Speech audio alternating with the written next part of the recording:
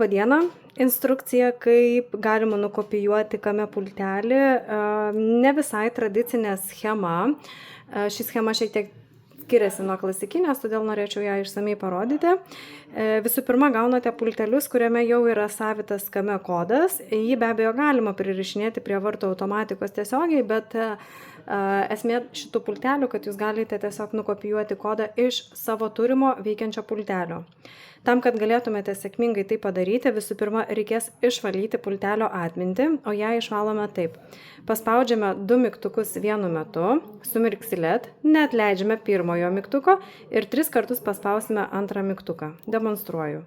Spaudžiame abu, sumirksi LED, 1, 2, 3.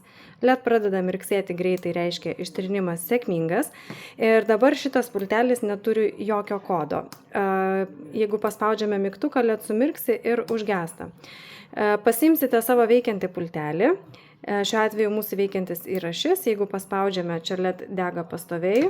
Ir kopijuosime iš veikiančio pultelio kodą į tuščią pultelį. Paspausime tuščio pultelio mygtuką, LED sumirksės ir užges ir tada spaudžiame veikiantį mygtuką. Kad kodas priimtas, pultelis indikuoja sumirksėdamas ir galiausiai jisai tiesiog skleidžia kodą. Taigi, sėkmės kopijuojantis ir gero naudojimo.